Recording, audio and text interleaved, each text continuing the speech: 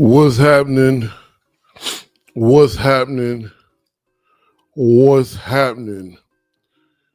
So, you all know how this goes. Every Sunday, let me know if you hear me. Every Sunday at this time, we go live and broadcast. And we've been having a great discussion.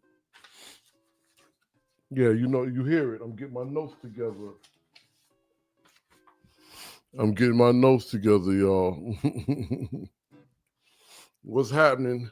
What's happening? What's happening? Don, what's happening, young brother?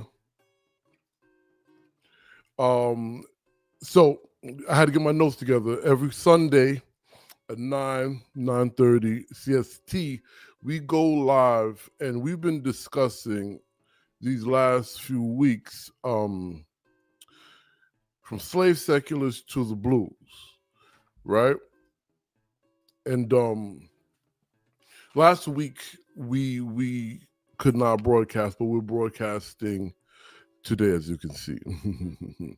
Where we left off last week, or the week before last, was how slave seculars become the blues, or what we can call the secularization of the spirituals, right? And then how slave seculars borrowed from the spirituals, right? And how corn ditties and all these things come into play. We discussed field hollers, we discussed work songs, prison songs, and other different types of slave seculars. We went through the gambit. What I would suggest and what I would ask you all to catch up, you can go to the YouTube page and see all of the episodes that is leading up to this particular episode. Because this particular episode, we are discussing blues as protest songs. Okay? So now we talk. Oh, you know what? Is my book? Do I have the book here? Hold on 1 second. No, that's not it. There's another book with some information I wanted to share with you all. I'm not sure if, well, as you can see, there's so many books on here. I usually could just grab it. I think that's it right there. But there's a couple of excerpts that I'm going to share with you. But what I wanted, what I was reaching for, and this book right here, The Half Has Never Been Told. That book informs you not just about slavery and the making of American capitalism, but it also informs you of culturally relevant events that what we know to become the blues are happening around, and how the blues is born out of these things. Now, one of the reasons why that particular book is relevant in the conversation of protest songs as blues, because it talks about the bad man. And then there's another book, All God's Children, also talks about the bad man, right? So who's the bad man? The bad man is the Negro, the African American, the Black American, the Indigenous American, the melanated individual that refuses to succumb to the harsh conditions of slavery, free labor, Jim Crow, all of the above. Now, this happens before emancipation. One of the songs that come out of this bad man folk era, you know what? I believe, I gotta get this. I want y'all to see this book. I'll put it up, but The Half Has Never Been Told and All God's Children. Stagger Lee comes out of that. So these are, in some cases, real life people that become folk legends in communities. These are some of the original blues protest songs, because what these songs were indicating was now understand, let me ask you this before we even get any further. How many yep. How many of you heard of the term the bad man? Because this term goes from the deep south and then it actually morphs into a Caribbean terminology, at least where I come from in Brooklyn. How many of you are familiar with that term, the bad man? Okay, I'll give you a couple of minutes. I'm trying to see if I don't have this book here somewhere. All right, okay, here we go. Unfortunately, my book is tore up because I read all these books and I use this over and over and over and over again. Not just this book, but a lot of them. What's happening on Instagram, and all who decided to hang out with me on Instagram. I'm not sure if Brother Tiger Blues, what's happening? I'm not sure, for those of you on Instagram, I'm not sure if your comments comes over to where I'm at. So just drop a line so I can know. Brother Brock, what's happening with you? What's happening with you? Okay, so the half, I told you about that, in All God's Children. Can y'all see this? Okay. Again, please forgive me about the condition of this particular book and a lot of my books. A buddy of mine and his wife, they bought me another version of Blues People by Leroy Jones, aka Amiri Baraka, because the one that I had was so marked up and ripped up. So that other version that they got for me, I don't even use. But the reason why I pulled out All God's Children, along with mentioning The Half Has Never Been Told. Now, All God's Children is a book by Fox Butterfield. He wrote other books, but this one stuck out to me because it was about a young man, I think it was 16 years old, and he's the first Black juvenile, if I'm not mistaken, if I remember correctly, because it's been a while since I read the entire book, but I utilized the book for what we're discussing now, okay? But if my memory serves me correctly, the first 16-year-old tried as an adult in New York, and it was a Black male.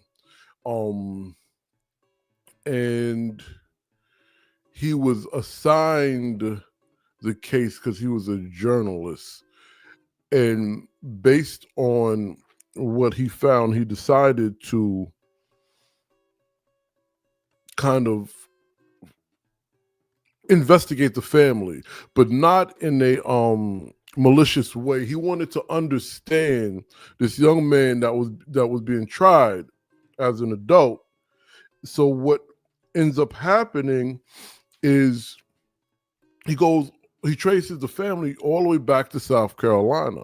And this is a very interesting story because what you'll end up finding is the conditions in South Carolina, politically, socially, economically, the idea of the warring Scottish and Irish that come here, and then how their culture infused with indigenous culture and then African culture, all these things led to or informed the genealogy, the family tree of the young man who this book is ultimately about and his family, right? But I tell you that because with all of the stories of South Carolina, what some folk call antebellum, slavery, Jim Crow, Reconstruction, and everything else, he describes significant moments of Black expression. And one of those was the bad man, is what I'm getting to, which is what I spoke about. And I'm gonna ask y'all again, since some more of y'all come on, have you heard the term bad man, badman, the bodman? Again, terminology more than likely associated with those of the Carib, but it comes out of the Black South, right? Just checking to see if anyone is heard from it. You know what? If you've heard of the term, if you've heard, drop one. If you heard, drop one in the chat if you heard of the term badman. Okay. So why that is important, because this is the era, this is the age of another version of folk copy. All right. So you know what that means. You know what it suggests. So at this time, and it becomes popular during after emancipation, during Reconstruction, and remember, during this time there was a high level of, I personally believe from my studies and research, is not the only, but one of the highest levels of lynching, which we're going to get to that later on, how that plays into this. But it was a high level of lynching, high percentage of lynching. It's post-emancipation. The blues as we know it today as a free music, and then we have the folk legend, the folk hero is a better term. Folk hero is a better term. The bad man who is not allowing massa, not allowing lynching, nothing that is a threat to Black bodies at this time. Everything antithesis to being carrying. So this badman again becomes a folk hero, folk legend, then becomes song. And then, as I say, one of, I don't want to say the earliest, but one that I believe we all can remember is Stagger Lee, which is so many renditions of the song Stagger Lee, right? Stagger Lee. And if you remember the actual, because Stagger Lee is really happened, right? And you can look up the news article about what happened. But I like to use this as an example because it becomes a song. And songs like these, which are not necessarily new in the Black American community, the indigenous American community, but it becomes more noticed because we have to also understand there was a lot of wars and rebellions, right? But just to be clear, these are what we call protest songs. And All God's Children are one of the texts that discuss protest songs. So now I'm going through my notes. So if you see me looking down, don't feel no way. This is what it's about. I want to make sure. Now, again, we're going from slave seculars to the blues. So we are talking about early 20th century, late 19th century. And if you go back to a couple of the other episodes, we did also speak about 1600, 1700, early 1800s. But here we're focusing on mid to late 1800s to the turn of the century. going into Jim Crow, and then how a lot of these songs reflect protests, right? And how early blues, country blues, even some minstrel songs. We're not going to speak about minstrels that much tonight. And I'm also going to speak about Lawrence Gellert, who a lot of folks, well, I don't want to say a lot of folks, right? But there are folks who swear up and down his work was false and he was a fraud. And you know, if y'all know me, I jump around a lot when we do this, right? One of the reasons, because it just depends on what is relevant at the moment. Now, today is March 2nd, which is day number 2 in the celebration of Women's History Month. So don't get it twisted. We are going to represent our women, okay? But before we get to them, and we'll probably spend a lot of time on our women and how their actual being within the blues is protest. And I have a piece that was written that I wanted it to be out this month. I may tighten it and publish it on the website, African American Folklores, probably, rather than Jack Dappa Blues. But so Lawrence Gellert is someone who hated folklorists. He hated the term. He didn't like, and his disdain for it, it happened kind of gradually based on his experiences, then also based on him being of the movements, and then how academia switched. Okay, because this guy was part of the Renaissance. He was working with early Black art folks.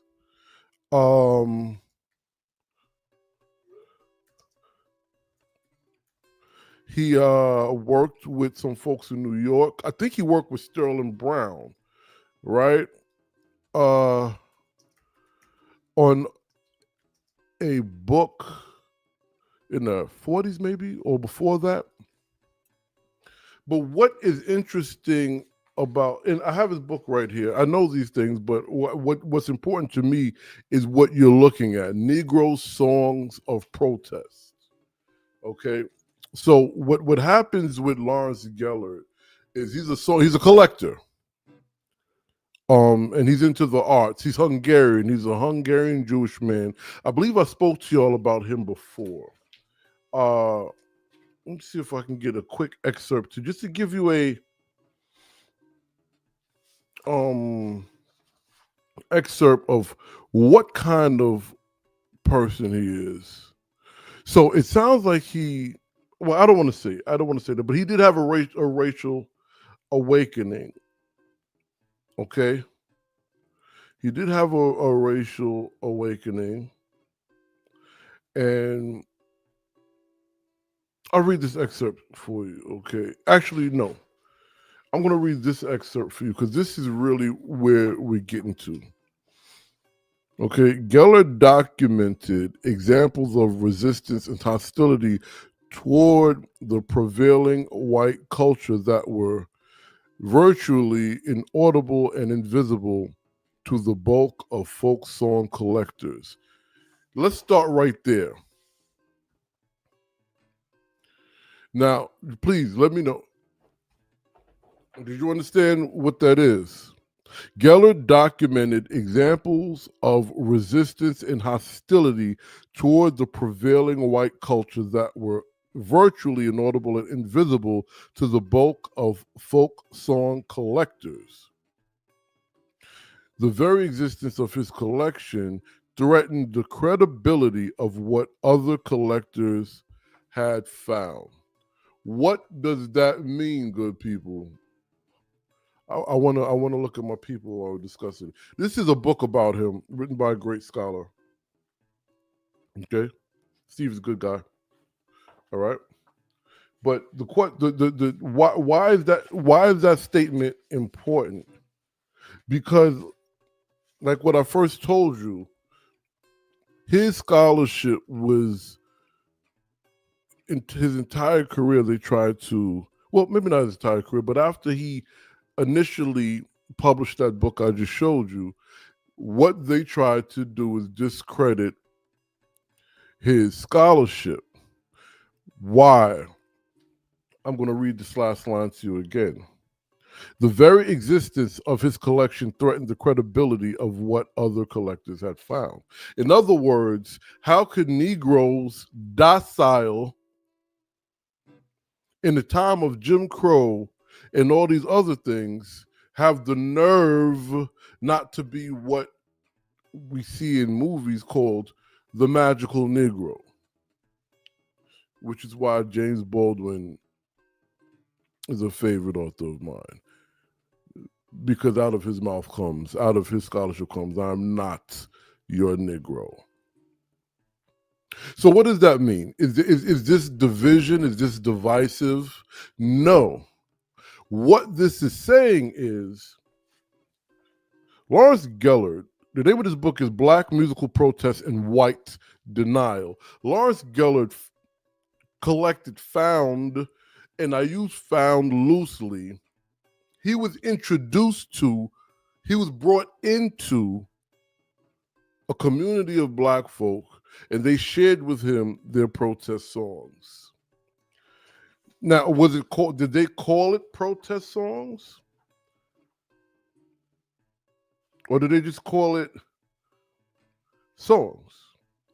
I don't know if I could read some of this to you all because it has harsh language, the lyrics of the song. But I would get the book and check out, because he has a lot of the lyrics in there. But what I want you to get out of this segment and me bringing up a sound history, Lawrence Gellert, Black Musical Protest and White Denial, is there is documentation that blues is protest music, or blues as protest music, right? Because some people believe blues cannot be a protest music. Some people believe blues cannot be political. Some people believe blues is just party dysfunction and things like that. But that's, saying the same thing about hip hop, right? Or any other kind of music, about punk, right? This is just ridiculous. All right, we're going to get to some more momentarily. So those are first two examples. Then we also have the Library of Congress. I want you guys to check. There's an article called Blues as Protest, which discusses how researchers have documented the roles of blues music in resistance, in resisting oppression. So we could start with y'all favorite, Robert Johnson. He has a song called Hellhounds on My Trail. I gotta keep moving. I gotta keep moving. Blues falling down like hell. Blues falling down like hell.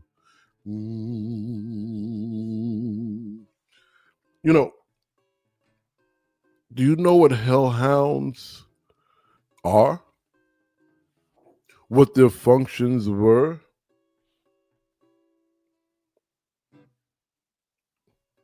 Hellhounds were the dogs they sent to find escaped prisoners of American domestic slavery,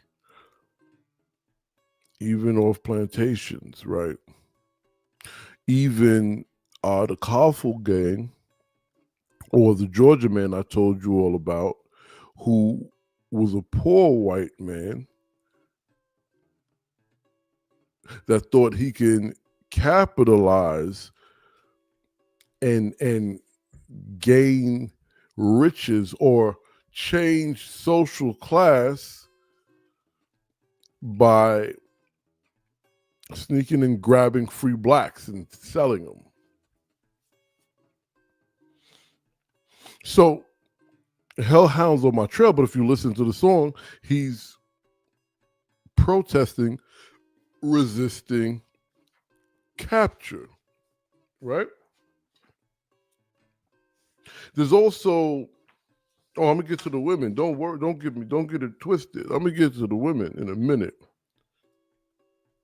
Leadbelly, bourgeois blues that sings about horrors of plantation life and forced labor, the chain gang, right? And we know that Leadbelly spent multiple times in these spaces, which he was pardoned, I believe, for singing for the mayor, if I'm not mistaken. Please, if I'm wrong, correct me, okay? Son House, John the Revelator is a protest song.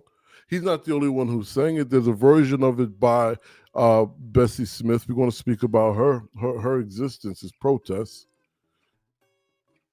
I mean, Son House's existence is protest. Everybody was speaking about, particularly at the time they're performing and moving around.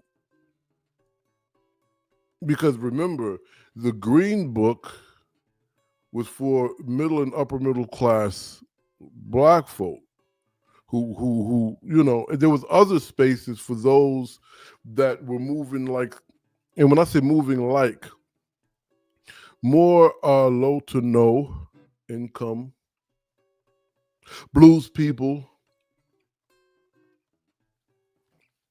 So John the Revelator is and preaching blues, and it's a form of spiritual and social protest. Son House evokes biblical justice in his music, and it serves as coded messages of hope with reckoning. And this is John the Revelator. Now, Preachin Blues critiques religious hypocrisy and asserts that the blues as a form of sacred truth telling functions in a world that sought to silence black voices.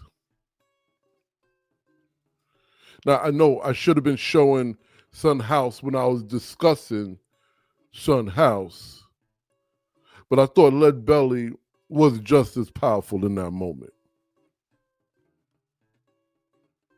See, now, I really love this moment because Son House is inadvertently talking to John Wesley Work, because John Wesley Work said that the people of the church are forward-thinking, educated people, where people of the blues are delusional, functionally depressed, in a purgatory of sorts.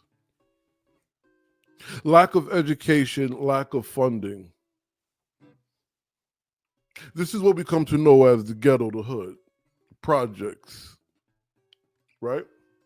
One of the places, I don't want to stereotype, but I think you understand where I'm coming from, right? So now you have John Wesley Work saying that the people of the blues are delusional, in a constant state of depression. And then you have Son House, a man of the cloth, that what we consider backsliding, he's amongst the blues people, the secular people. And in Preachin Blues, he is critiquing religious hypocrisy while stating the blues being a form of sacred truth. And he was very clear, because if any of you know, Son House always says these two things don't mix, they don't play together. So now, Son House and Robert Johnson, their life is protest, because they're the antithesis, or they're belief system is protesting, one, a class description, and two, a racialized one that also fits in the class, because that idea to be able to critique religious hypocrisy, or making the claim that the blues is sacred truth telling, giving voice to Black voice, or or breaking silence and allowing Black voice to prevail. That's ultimately stating that these Black men have not just a voice, a thoughts. Because remember, we're talking about a group of people who were presented to this day to a degree, but treated, and the system kind of this was property, things that had no thought process or intellectual ability, mobility, or anything like this, right? So, well,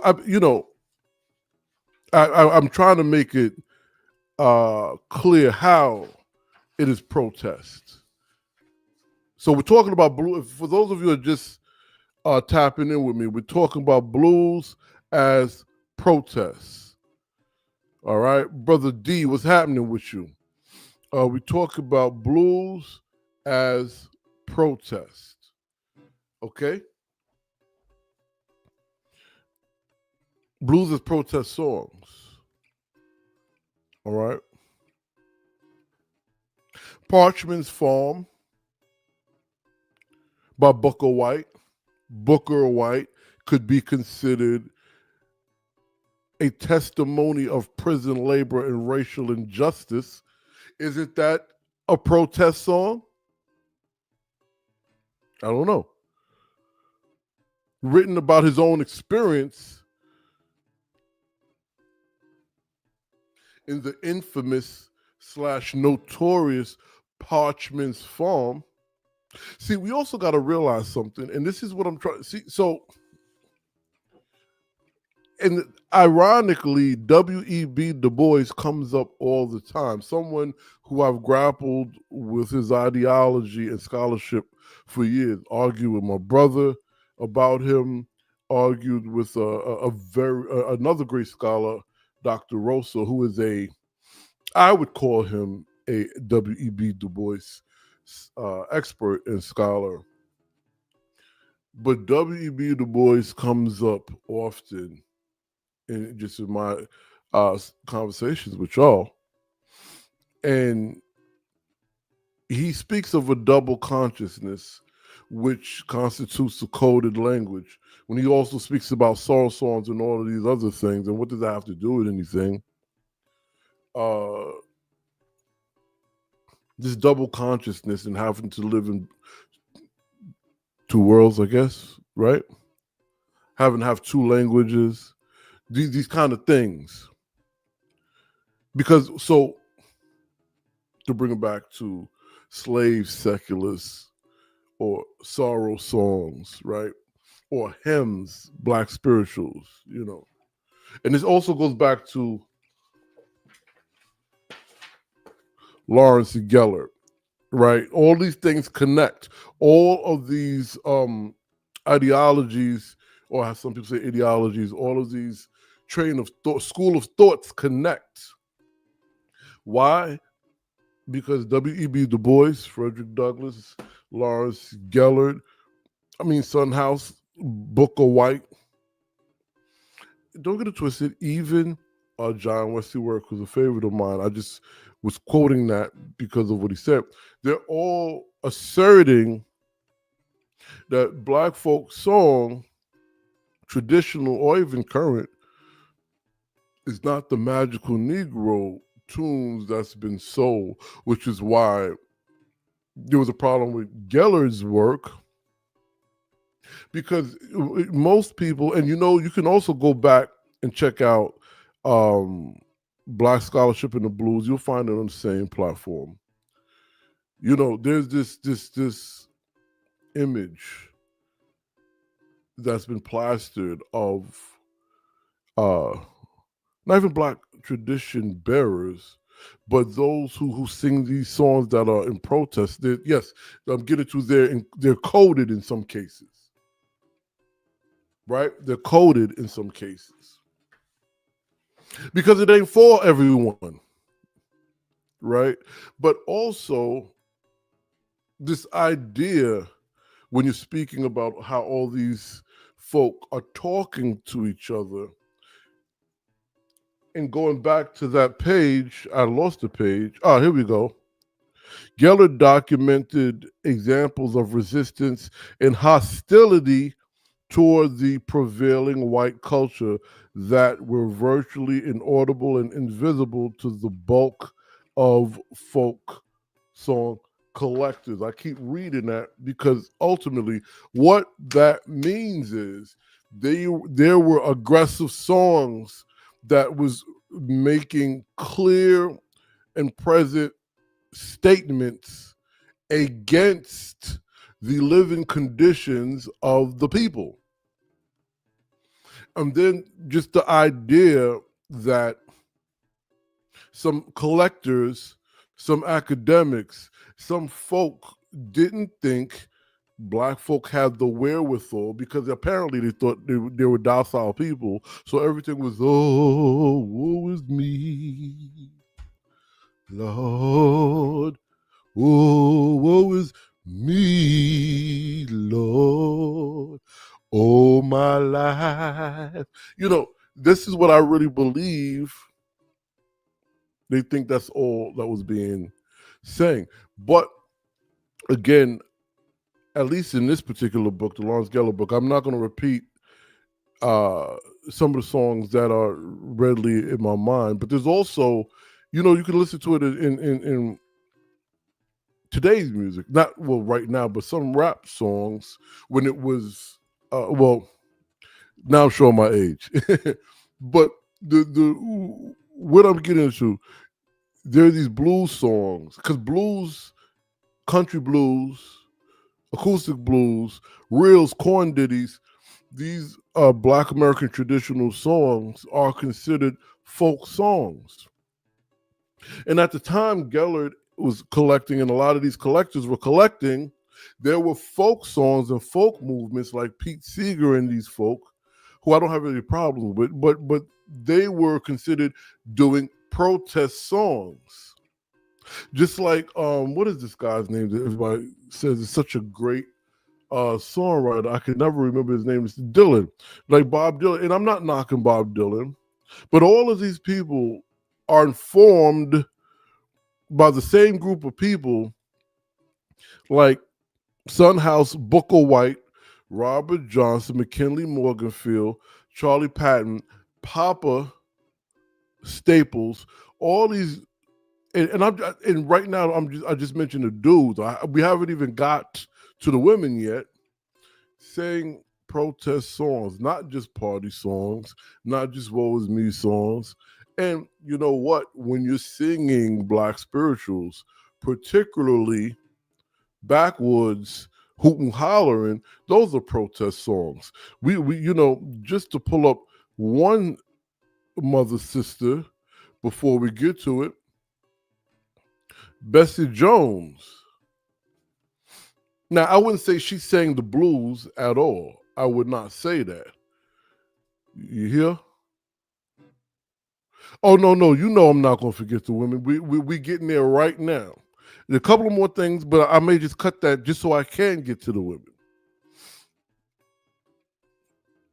But Bessie Jones, most people don't even know that Bessie Jones is the reason the particular songs that make the civil rights movement were chosen. It was her. She was in the meetings. And we're not even talking about later on. We're talking about Medgar Evers days. We're talking about at the, these. I know I'm at a loss of words. I'm at a loss of words. Bessie Jones is the reason the songs that were chosen when the civil rights movement started were chosen. Okay?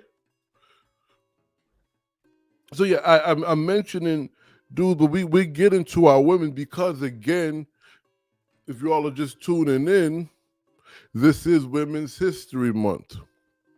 Matter of fact, yeah, I go through all these, this book informs a lot. I'll read the excerpt. When the blues name the problems the community wants to overcome, then that means the blues help create the emotional conditions for protest. Now, that was written by one of our ultimate warriors, Blues, Legacies, and Black Feminism, Angela Davis, who she discusses and, I don't want to say interrogates, but her discourse is presenting the works of Gertrude Ma Rainey, Bessie Smith, and Billie Holiday, and what was actually going on, or what they were actually representing. Oh yeah, I gotta, and my favorite. Hold on, I know this book is over here. Here we go. My favorite. Now, don't get it twisted. I'm not saying those women are not my favorite. I'm going to get some more of that too, because there's a song that Dr. Davis breaks down. I believe sang by Ma Rainey. Those of you who are familiar with the book knows where, because a lot of, so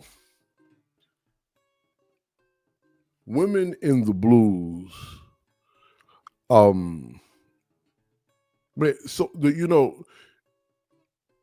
always talk about nostalgia when I discuss the blues, because there's so many enthusiasts and collectors and so forth that has a nostalgia for these Black spaces. But some of these spaces, and this goes back to what John Wesley Work was discussing, some of these Black spaces that the blues were being performed in were not necessarily kosher spaces. They were not necessarily, these were places that families were broken up. These were places where people were killed and hurt. And it's not too much different. Storyville, this was a red light district. Barrel houses, juke joints, and it wasn't always that, and everything was not that, but there was that. You see what I'm saying? It wasn't always that, but there was that. Right there, Miss Doris does a you guys need to find Miss, let me see if I could, while I'm talking to y'all, get you her information, because she does a one-woman show with a band. Doris A. Fields, just so you know, she does a one-woman show with a band about where she evokes Bessie Smith. We're talking about Bessie Smith right now. Okay. I'm trying to find the show for y'all. You look up Miss I'll put her name here in the chat, because I don't want to be looking around while I'm talking to y'all too much. I guess not until I super duper figure out how to do that, but she does a one woman show. She has a band, and she is Bessie Smith, right? And she talks about the places that Bessie had to sleep on the road. He talks, and then in her research, she speaks about Bessie's childhood. It's also in the book. A lot of these books. What informs these women and where they were and how they had to move in these spaces, you know, because some of these spaces. What another one of my favorites. This is my super duper favorite.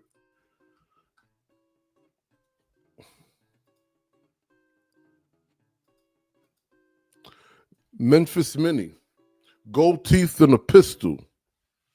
You know, and the things she had to deal with in her space. You know, I I don't even know where to begin. I don't.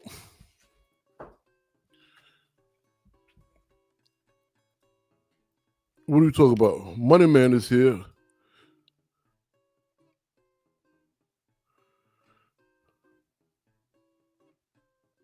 Okay. Well, yes. Vera Hall's another one. Thank you, good brother. And by the way, I've been following you and your journey and your music. You're getting down. You're getting down. I like the sounds. Good. I'm so happy you did.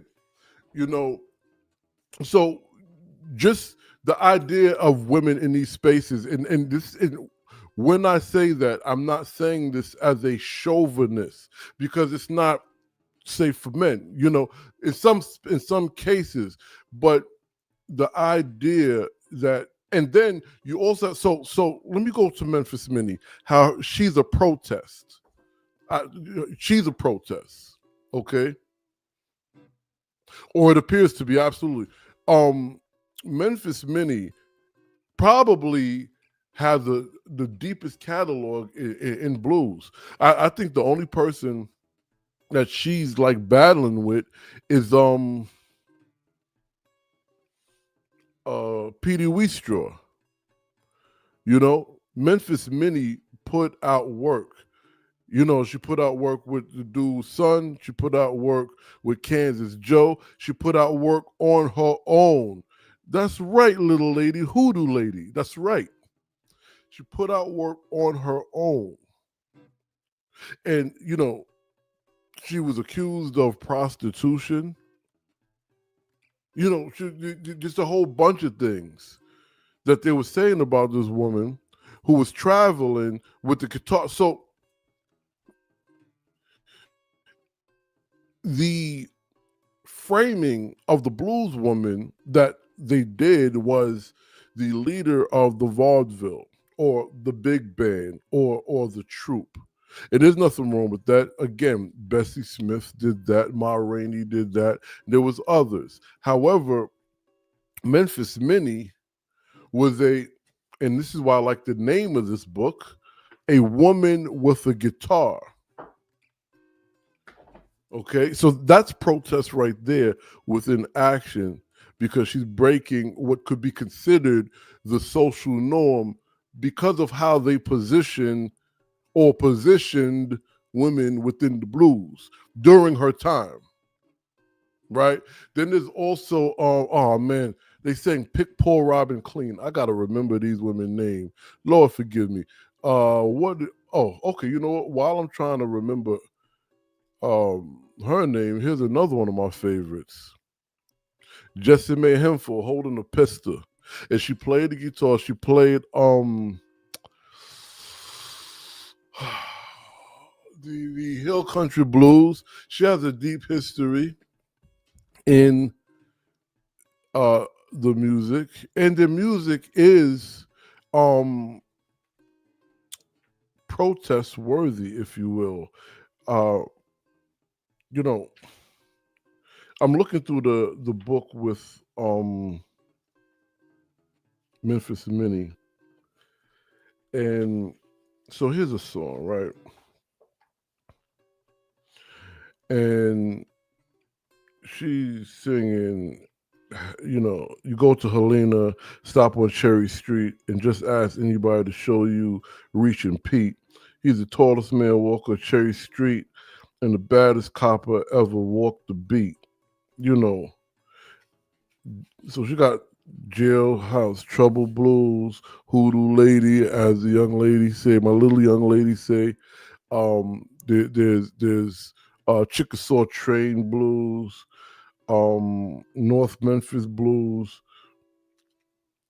And one of the reasons why I believe Ma Rainey, Bessie Smith, Memphis Minnie, Bessie Jones, I cannot remember the other young lady that was in the Georgia Sea Island Singers.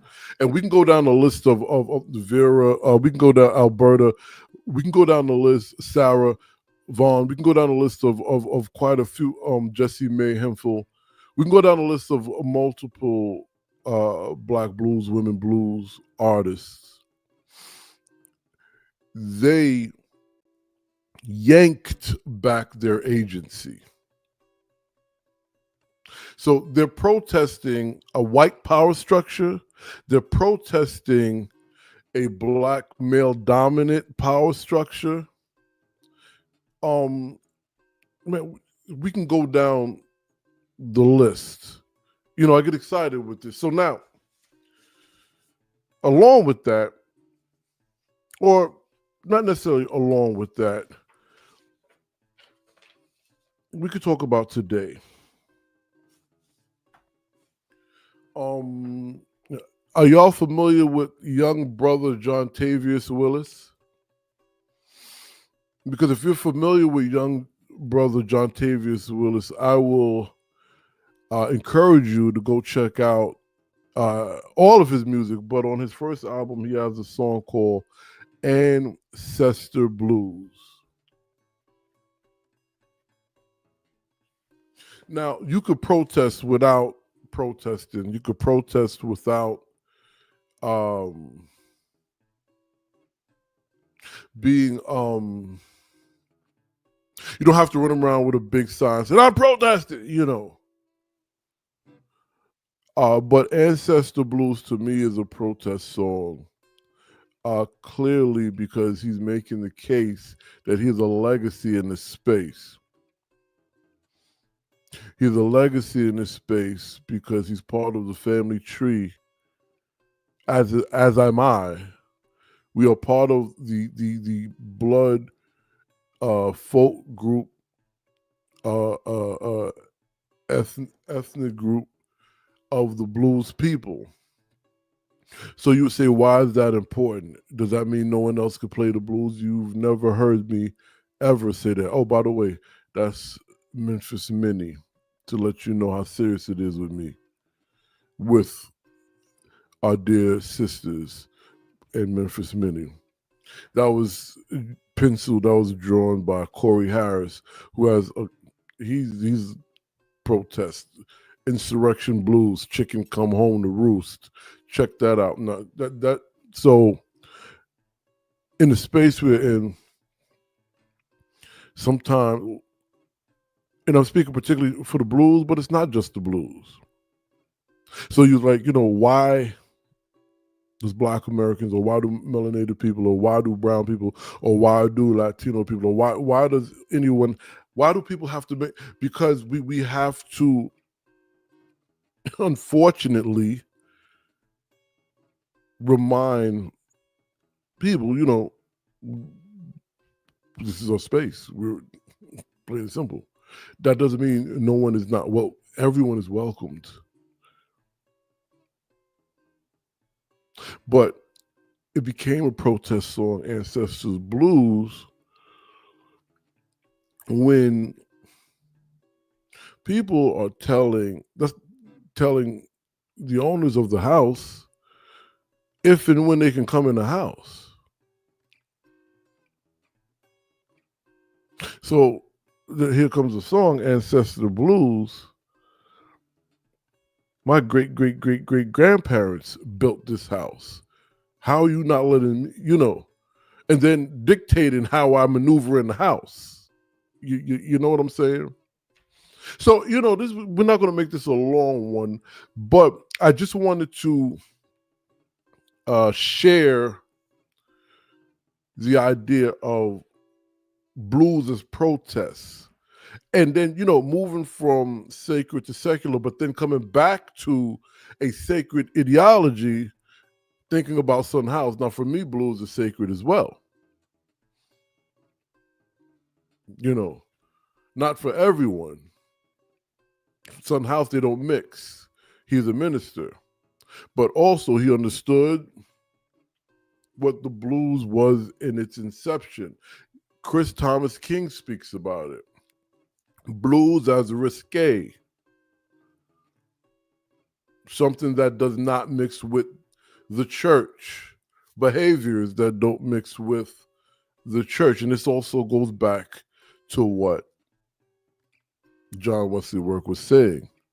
But to circle back, this is why Son House was able to critique the hypocrisy, because he was a minister. See how that works? This is how Angela Davis was able to not only write Blues, Legacy, and Black Feminism, but actually speak to blues and these powerful women in regards to protest, because she was on the front lines. Any questions? Any statements? Do you know any songs that you believe are protest songs that are blues? Because it does, again, this double consciousness, this coded language, it doesn't have to, you could be thinking when you're listening to a blues song, when you talk about his woman or talk about his mule, talk, whatever the case may be, it may not be readily what you think the conversation is about in the song, because there had to be coded language, right? Sometimes it's blatant and sometimes it's not. But don't think for a minute that blues is not political. You know, that's right. I love it. Killing Floor Blues. 100%. 100%. I definitely agree with you with that. I definitely agree with you on that one. 100%. All right. So listen, we're going to close out early today. When I say early, we're usually about 90 minutes. We're at 60 minutes right now. Let me hit you. Y'all know the website? What if you've learned something, let me know. If I missed something and you want, or better yet, I may not have missed it, may not have thought about it, it may have something to do with me. You want to add to the conversation, that's what this is about. Okay? Reach out, add to the conversation. Okay? If there's something that, if you have questions, thoughts, you feel that you want to be more informed about something, and I'm not spinning it as if because we also have to remember, blues to me and blues to Son House possibly are two different things because of the generations that we come out of, the places we were living in, and then him being there at the inception. Like rap and hip hop to me is night and day to the young folk that participate in it right now. So I'm not positioning or framing myself as the or a expert, but I am definitely saying join the conversation. I do have some intel, and I do holler a bit. So when next time I'm somewhere hollering, I'll let y'all know. And did I forget anything? I'm going through my notes, y'all. I just want to make sure that everything is thorough.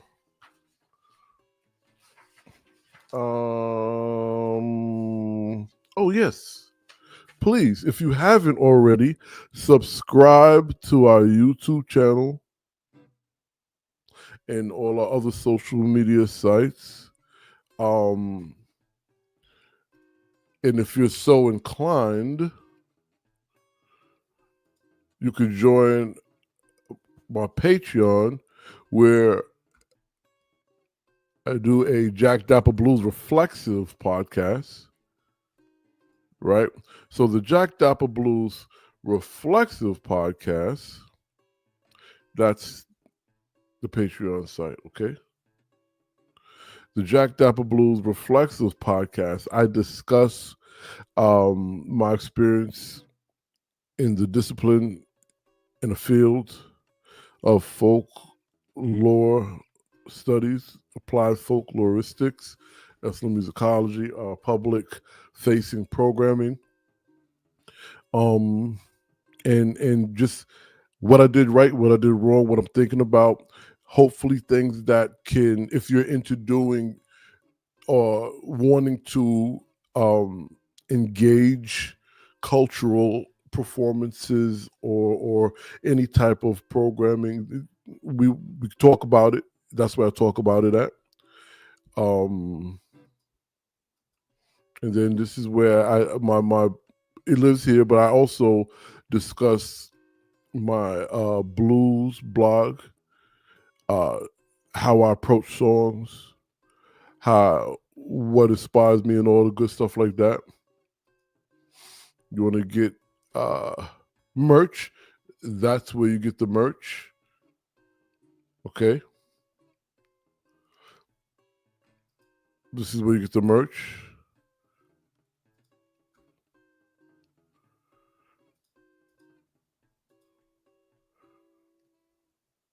Okay.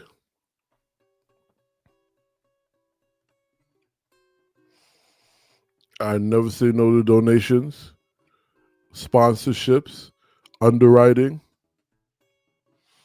We got overhead. Right. And before we go, just so y'all know, the African American Folklorist magazine, it will be out very by the end of the month. It should have been out, but it'll be out by the end. Oh, wow, thank you. Yeah, the last I heard, the brother was in Louisiana or Mississippi. I know he was also in Carolina. He moves around a lot. I have not heard from him in some time.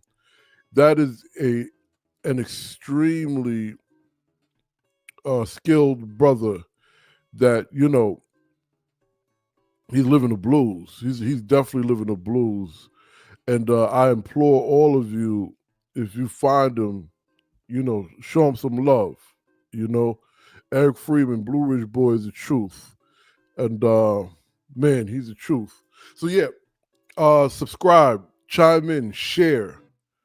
Okay? And I'll be back next Sunday, 9 p.m. CST. I'm contemplating literature and the blues. I'm not fully sure. But just come on, we're gonna just come back. We're gonna be talking about. I may be talking about Black indigenous in the blues. Not sure, but okay. Well, if I come across him or anyone that knows where he's at, I will definitely let him know. Yeah.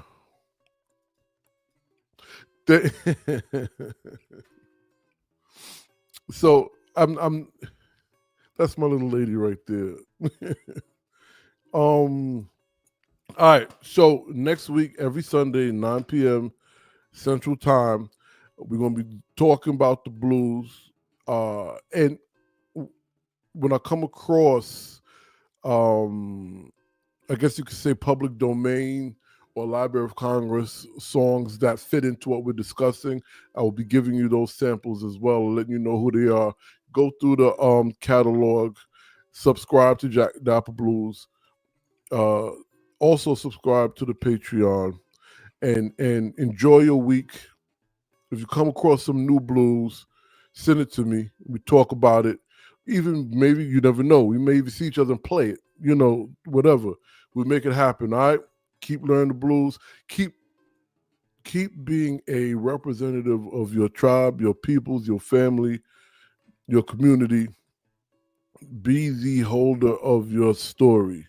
But in being the holder, depending on your tribal belief and your folk belief and your communal belief,